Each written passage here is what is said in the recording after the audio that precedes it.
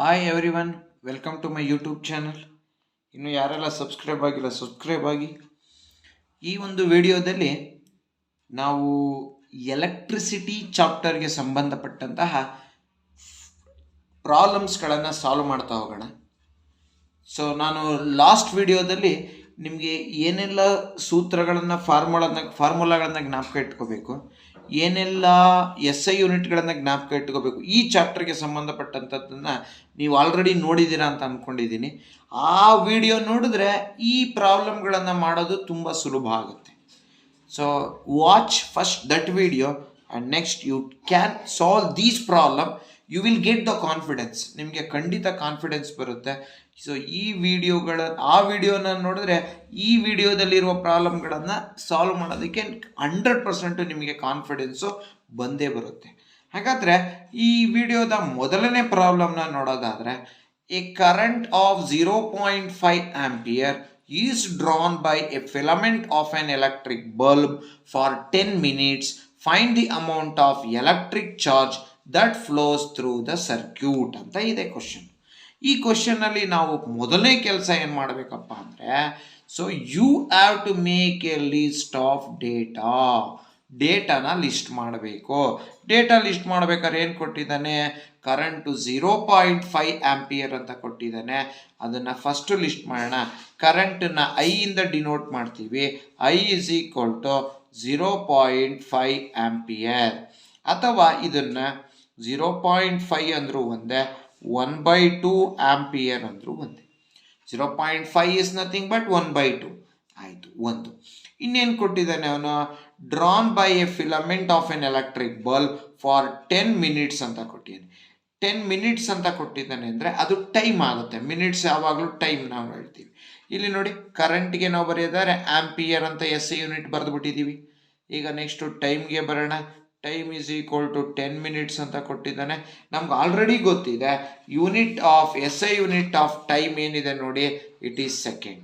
ಹಾಗಾದರೆ ನೀವೇನು ಮಾಡಬೇಕೀಗ, ಮಿನಿಟ್ನಲ್ಲಿರೋದನ್ನು ಸೆಕೆಂಡ್ಗೆ ಕನ್ವರ್ಟ್ ಮಾಡಬೇಕು. 10 ಇಂಟು 1 ಮಿನಿಟ್ಗೆ 60 ಸೆಕೆಂಡ್ ಆದರೆ 10 ಮಿನಿಟ್ಸ್ಗೆ you will get 10 into 60 600 seconds ಆಗುತ್ತೆ. ಹಾಗಾದರೆ I given, T given, you have to find the amount of electric charge. Electric charge ಅಂತ ಹೇಳಿದ್ದಾನೆ. ಎಲೆಕ್ಟ್ರಿಕ್ ಚಾರ್ಜ್ ಅಂತ ಬಂದಾಗ ಸೊ ನಾವಿಲ್ಲಿ ಕ್ಯಾಲ್ಕುಲೇಟ್ ಮಾಡಬೇಕಾಗಿರೋದು Q is equal to question mark. ನೋಡಿ, I given, T given, Q given. ಈಗ ಮತ್ತೆ ನಾವು ವಾಪಸ್ಸು ಇದಕ್ಕೆ ಯಾವ ಫಾರ್ಮುಲಾ ಬಳಸ್ಬೇಕಿಲ್ಲಿ ಅನ್ನೋದನ್ನ ನೋಡೋದಾದರೆ, current given, time given, you have to calculate the charge. Charge is denoted by Q. What is the SI unit of charge? It is coulomb. ಹಾಗಾದರೆ ಯಾವುದನ್ನು ಯೂಸ್ ಮಾಡೋಣ ಇಲ್ಲಿ? ಸೊ ನೋಡಿ, ಇಲ್ಲಿ key formula is I is equal to Q/T. ಅದರಲ್ಲಿ ನಾನು ಇದನ್ನು use ಮಾಡ್ಕೋಬಹುದು. ಯಾವುದನ್ನು ಯೂಸ್ ಮಾಡೋಣ? ಯಾಕೆ ಇದನ್ನೇ ಯೂಸ್ ಮಾಡ್ತಾ ಇದ್ದೀನಿ ನಾನು? ಯಾಕೆಂದರೆ ಐ ಕೊಟ್ಟಿದ್ದಾನೆ, ಟಿ ಕೊಟ್ಟಿದ್ದಾನೆ, ಬೇಕಾಗಿರೋದು charge. So let us use the formula Q is equal to IT. So ಈಗ ಇಲ್ಲಿ ಲಿಸ್ಟ್ ಮಾಡ್ತಾ ಹೋಗೋಣ. ಸೊ ಸಾಲ್ವ್ ಮಾಡ್ತಾ ಹೋಗೋಣ. So Q is equal to IT. So Q is equal to I ಅಂದರೆ 1/2 into time is 600. 2 1s are 2, 2 3s are 0 0. So Q is equal to, therefore Q is equal to 300 1s are 300. So 300 for electric charge, the unit SI unit is coulomb. Therefore Q is equal to 300 coulomb. So like this we have to solve it. ನೋಡಿದ್ರೆ list ಮಾಡಿಕೊಂಡು ನಾವು ಏನೇನು ಕೊಟ್ಟಿದ್ದಾನೆ, I ಕೊಟ್ಟಿದ್ದಾನೆ, T ಕೊಟ್ಟಿದ್ದಾನೆ, ಬೇಕಾಗಿರೋದು ಯಾವುದು Q. ಇಷ್ಟನ್ನು ಫಸ್ಟ್ ಲಿಸ್ಟ್ ಮಾಡಿದ್ರೆ ನಿಮ್ದು ಅರ್ಧ ಕೆಲಸ ಮುಗಿದೋಯ್ತು. ಇನ್ನು ಈ ಮೂರಕ್ಕೂ ರಿಲೇಷನ್ ಇರುವಂಥ ಫಾರ್ಮುಲಾ ಯಾವ್ದು ಯೂಸ್ ಮಾಡ್ಬೋದು? I is equal to Q/T key formula. ಅದನ್ನ ಯೂಸ್ ಮಾಡಿಕೊಂಡ್ರು Q is equal to IT. So Q is equal to I ಅಂದರೆ 1/2 ಇಂಟು ಟೈಮ್ ಅಂದರೆ 600 seconds. 2 1s are 2, 300s. Therefore charge is equal to 300 coulomb. ಇದು ಮೊದಲನೇ problem. ಈಗ ಎರಡನೇ ಪ್ರಾಬ್ಲಮ್ಗೆ ಹೋಗೋಣ ನಾವು. In the second problem, how much work is done in moving a charge of 2 coulomb across 2 points having a potential difference of 12 volts ಅಂತ ಕೊಟ್ಟಿದ್ದಾನೆ. ಹಾಗಾದ್ರೆ ಏನೇನು ಕೊಟ್ಟಿದ್ದಾನೆ?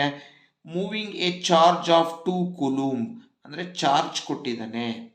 ನೆಕ್ಸ್ಟ್ ಪೊಟೆನ್ಷಿಯಲ್ ಡಿಫರೆನ್ಸ್ ಅಂದರೆ ವೋಲ್ಟೇಜ್ 12 ವೋಲ್ಟ್ಸ್ ಅಂತ ಕೊಟ್ಟಿದ್ದಾನೆ. ಈಗ ಫಸ್ಟು ನಾನು ಡೇಟಾ ಲಿಸ್ಟ್ ಮಾಡ್ತೀನಿ. ಸೊ ಡೇಟಾದಲ್ಲಿ Q is equal to they have given 2 ಕೂಲೂಮ್ಸ್. Then potential difference ಅಂದರೆ voltage which is equal to 12 volts. Now what he told to calculate? He told to calculate how much work is done.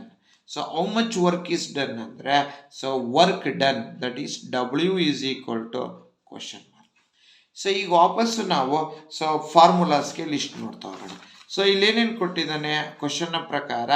he has given V, he has given Q, we have to calculate W. ಹಾಗಾದರೆ what the relation you can use? W is equal to V into Q. ಹಾಗಾದರೆ W ಅಂದರೆ ಏನು? Work done. ಈಗ ವಾಪಸ್ ನೋಡಿ, work ಡನ್ಗೆ SI unit ಏನಿದೆ ನೋಡಿ, joule. ಹಾಗಾದರೆ SI ಯೂನಿಟ್ ಲಾಸ್ಟಲ್ಲಿ ಬರೀಬೇಕಾದ್ರೆ ನಾವು ಜೌಲ್ ಅಂತ ಬರೀಬೇಕು. ಬಳಸಬೇಕಾಗಿರುವಂತಹ formula W is equal to V into Q. ಈಗ ಅದನ್ನು ಇಲ್ಲಿ ಅಪ್ಲೈ ಮಾಡಿ. W is equal to V into Q. W is equal to V ಅಂದರೆ 12 ವೋಲ್ಟ್ಸ್ ಇಂಟು Q ಅಂದರೆ 2 ಕೂಲೂಂಬ್. W is equal to 12 2s 24. What is the SI unit? It is joule. So work done is equal to 24 joules. ಈ ರೀತಿ ನೋಡಿ ಸುಲಭವಾಗಿ ನಾವು solve ಮಾಡ್ಬೋದು. ನಾವು ಮೂರನೇ ಕ್ವಶನ್ಗೆ ನೋಡೋದಾದರೆ, how much energy is given to each coulomb of charge passing through a 6 volts battery? Each ಕೂಲೂಂಬ್ ಅಂತಾನೆ. ಈಚ್ ಕೂಲೂಂಬ್ ಅಂದರೆ Q is equal to 1 ಕೂಲೂಂಬ್ ಅಂತ. ಈಚ್ ಅಂದರೆ 1 ಕೂಲೂಂಬ್. ಹಾಗಾದರೆ ಚಾರ್ಜ್ ಕೊಟ್ಟಿದ್ದಾನೆ. ನೆಕ್ಸ್ಟ್ ಏನು ಕೊಟ್ಟಿದ್ದಾನೆ? Of charge passing through A 6 volts battery. ಈ 6 volts ಅನ್ನೋದು voltage. So V is equal to 6 volts ಅಂತ ಕೊಟ್ಟೆ. ಏನು ಕ್ಯಾಲ್ಕುಲೇಟ್ ಮಾಡಿದ್ದಾನೆ? How much energy. ಎನರ್ಜಿ ಅಂದರೆ ನೀವಿಲ್ಲಿ ಕ್ಯಾಲ್ಕುಲೇಟ್ ಮಾಡಬೇಕಾಗಿರೋದು work done. W is equal to question mark. So what is the formula? So W is equal to what we have done second problem, same ಅದೇ ಥರ. W is equal to V into Q. So W is equal to V ಅಂದರೆ 6, charge ಅಂದರೆ 1 coulomb. So W is equal to 6 1s are 6. SI unit is joule. So work done is equal to 6 joules. ನೋಡಿ ಎಲ್ಲೂ ಕೂಡ ತಪ್ಪು ಮಾಡ್ತಾ ಇಲ್ಲ ನಾವು. ಯಾಕೆ ಅಂದರೆ ನಮಗೆ ಬೇಸಿಕ್ ಗೊತ್ತು. ಏನು ಬೇಸಿಕ್ಕು? SI ಯೂನಿಟ್ ಗೊತ್ತು, ಫಾರ್ಮುಲಾಸ್ ಗೊತ್ತು, ಎರಡೂ ಗೊತ್ತು. ಕ್ವಶನ್ನ ಯೂಸ್ ಮಾಡಿಕೊಂಡು ಡೇಟಾ ಬರೆಯೋದು ಗೊತ್ತಾಯಿತು. ಡೇಟಾದಲ್ಲಿ ನೋನ್ ಯಾವುದು ಅನ್ನೋನ್ ಯಾವುದು ಅಂತ ಲಿಸ್ಟ್ ಮಾಡ್ಕೊಳೋದು ಗೊತ್ತಾಗಿದೆ. ಆ ಅನ್ನೋನು ನೋನು ನೋಡಿಕೊಂಡ್ರೆ ಯಾವ ಫಾರ್ಮುಲಾ ಬಳಸಬೇಕು ಅಂತ ಗೊತ್ತಾಗಿದೆ. ಕೊನೆಗೆ SI ಯೂನಿಟ್ ಏನು ಬರೀಬೇಕು ಅಂತ ಗೊತ್ತಾಗಿದೆ. ಸೊ ಎಲ್ಲೂ ಕೂಡ ಪ್ರಾಬ್ಲಮ್ ಆಗೋ ಎಲ್ಲೂ ಪ್ರಾಬ್ಲಮ್ ತಪ್ಪಾಗೋ ಚಾನ್ಸಸ್ಸೇ ಇರೋದಿಲ್ಲ. ಸೊ ಆದ್ದರಿಂದ ಫಸ್ಟ್ ಬೇಸಿಕ್ನ ಚೆನ್ನಾಗಿ ಕಲೀರಿ. Now let us go for the fourth problem. In the fourth problem, how much current will an electric bulb draw from A 220 volt source if the resistance of the bulb filament is 1200 ohm? ಈ fourth ಒನ್ನಲ್ಲಿ ಎರಡು question ಕೊಟ್ಟಿದ್ದಾನೆ. ಒಂದು A, ಇನ್ನೊಂದು B. ಮೊದಲು ನಾನು A solve ಮಾಡ್ಕೊತೀನಿ. ಹಾಗಾದ್ರೆ ಏನಲ್ಲಿ ಏನೇನು ಕೊಟ್ಟಿದ್ದಾನೆ? How much current will an electric bulb draw from ಎಸ್ 220 ವೋಲ್ಟ್. ಇಲ್ಲಿ ವೋಲ್ಟ್ ಇದೆ ಅಂದಮೇಲೆ ಇದು ವೋಲ್ಟೇಜ್ ಆಗಿರುತ್ತೆ. V is equal to 220 volt. Source if the resistance of the bulb. So ಬಲ್ಬಿನ ರೆಸಿಸ್ಟೆನ್ಸ್ ಅಂದರೆ ಆರ್ ಕೊಟ್ಟಿದ್ದಾನೆ 1200 ಓಮ್. ನಾವು we have to calculate how much current. So I calculate ಮಾಡಬೇಕು. ಲಿಸ್ಟ್ ಮಾಡ್ಕೊಳ್ಳೋಣ. ಸೊ ಲಿಸ್ಟಲ್ಲಿ ಏನೇನು ಕೊಟ್ಟಿದ್ದಾನೆ? In the data. So in the data let us make a list. Voltage is equal to 220 volts. Resistance is equal to 1200 ohms. Now I is equal to question mark. ಏನೇನು ಕೊಟ್ಟಿದ್ದಾನೆ? Voltage ಕೊಟ್ಟಿದ್ದಾನೆ, resistance ಕೊಟ್ಟಿದ್ದಾನೆ. ನಾವು calculate ಮಾಡಬೇಕಾಗಿರೋದು ಕರೆಂಟನ್ನು. ಹಾಗಾದರೆ ಮತ್ತೆ ಒಂದ್ಸಲಿ revise ಮಾಡ್ಕೊಳ್ಳೋಣ. ಏನು? So voltage given, resistance given, you have to calculate I, that is current. ಹಾಗಾದರೆ ನೀವು ಈ ರಿಲೇಷನ್ನ ಬಳಕೆ ಮಾಡಬೇಕು.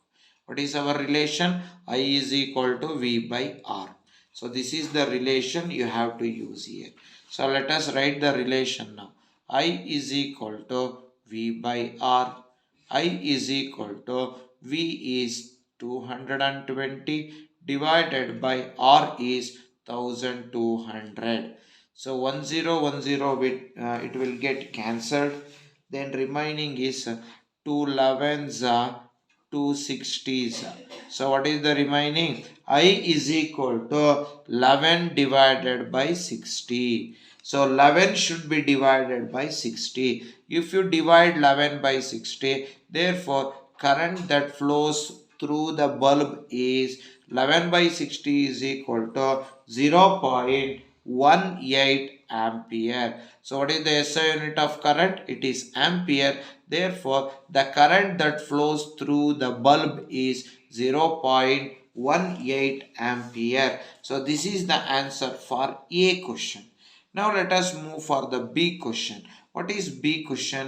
How much current will an electric heater coil draw from a 220 volt source if the resistance of the heater coil is 100 ohm? ಈಗ resistance ಇಲ್ಲಿ 1200 ಇತ್ತು, ಈಗ 100 ohm ಇದೆ. ಹಾಗಾದರೆ ಈಗ ಕರೆಂಟ್ ಎಷ್ಟಿರುತ್ತೆ ಅಂತ ಕ್ಯಾಲ್ಕುಲೇಟ್ ಮಾಡಬೇಕು. So this is for A question. Now let us go for B question now. So let us make a list of data for B question. So the data for the B question is they have given the voltage V is equal to 220 volts, resistance is equal to 100 ohms. Now we have to calculate current. Again let us one time revise it. V given, R given, you have to calculate I. Use the formula, use the relation. I is equal to V by R. I is equal to V divided by R. I is equal to V means 220 divided by R means 100. 0 get cancelled. Current is equal to 22 by 10 is 2.2. What is the SI unit? Ampere. Therefore the current that flows through 100 ohm resistor is 2.2 ampere. Like this we have to solve the fourth one. Now let us move for the fifth question. The fifth question is the potential difference between the terminals of an electric heater is 60 volts. When it draws a current of 4 ampere from the source, what current will the heater draw if the potential difference increased to 120 volt? ಮೊದಲು 60 volts electric heater the potential difference between the terminals of an electric heater is 60 volt. So potential difference 60 volt ಇದೆ. Current when it draws a current of 4 ampere from the source. ಹಾಗಾದರೆ ಇಲ್ಲಿ voltage ಕೊಟ್ಟಿದ್ದಾನೆ, ಇಲ್ಲಿ current ಕೊಟ್ಟಿದ್ದಾನೆ. ಹಾಗಾದರೆ list ಮಾಡ್ಕೊಳ್ಳೋಣ. ಮೊದಲನೇದಾಗಿ so for the fifth problem in the data they have given the voltage is equal to 60 volts. Then what else they have given? Current ಕೊಟ್ಟಿದ್ದಾನೆ. ಆ ಒಂದು ಎಲೆಕ್ಟ್ರಿಕ್ ಹೀಟರ್ನ ಮೂಲಕ 4 ಆಂಪಿಯರ್ನಷ್ಟು ಕರೆಂಟು ಹರಿತಾ ಇದೆ, V I. Then first you have to calculate the resistance. What is the resistance of this electric heater? ಹಾಗಾದರೆ V I R ಈ ಮೂರಕ್ಕೂ ಇರೋ relation ಏನು? That is R is equal to V given, I given, you have to calculate R. R is equal to V by I. You use this one. R is equal to V divided by I. R is equal to V is 60 and I is 4. 4 ones are 4 15s are. Therefore resistance of the heater is 15 ohms. Like this you have to calculate the resistance. After calculating the resistance, what we have to do? After calculating the resistance, what current will the heater draw if the potential difference increased to 120? ಅಂದರೆ ಅರ್ಥ, ನಾವು voltage ಮಾತ್ರ ಜಾಸ್ತಿ ಮಾಡ್ತಾ ಇದ್ದೀವಿ, but resistance ಅಷ್ಟೇ ಇದೆ ಹೀಟರ್ದು. ಹಾಗಾದರೆ ಮತ್ತೊಮ್ಮೆ ಲಿಸ್ಟ್ ಮಾಡ್ಕೊಳ್ಳೋಣ. ಸೊ ಏನು ಮತ್ತೊಮ್ಮೆ ಲಿಸ್ಟ್ ಮಾಡ್ಕೊಳೋದಾದರೆ, resistance is, it will not change, it remains as 15 ohm only, but voltage now it has been increased from 60 volts to 120 volts. Now we have to calculate current. So according to Ohm's law, as the voltage increases, current also increases, because current and voltage are direct proportion to each other. As the voltage increases, current also increases. Now what else the formula we have to use for this one? So R given, V given, we have to find out I. So R given, V given, R given, we have to calculate I. I is equal to V by R. Let us use this relation. I is equal to V by R. I is equal to V is 120 divided by R is 15. 15 ones are 15 eights. I is equal to 8 ampere, because the SI unit of current is ampere. Therefore, through the electric heater, when the voltage has been increased to 120 volts, current also increases from 4 ampere to 8 ampere, because voltage and current are direct proportion to each other according to Ohm's law. Current voltage ಹೆಚ್ಚಾದಂತೆ current ಕೂಡ ಹೆಚ್ಚಾಗುತ್ತೆ. ಹಾಗಾದರೆ Ohm's law apply ಮಾಡಿದ್ರೆ, as voltage increases, current also increases. So V is directly proportional to I. Therefore, the current that flows through the electric heater when the potential difference is 120 volts is 8 ampere. Like this we have to solve this problem. So today in this video I have solved only 5 problems. Remaining will be continued in the next video. So thank you for watching my channel. So once again, thank you.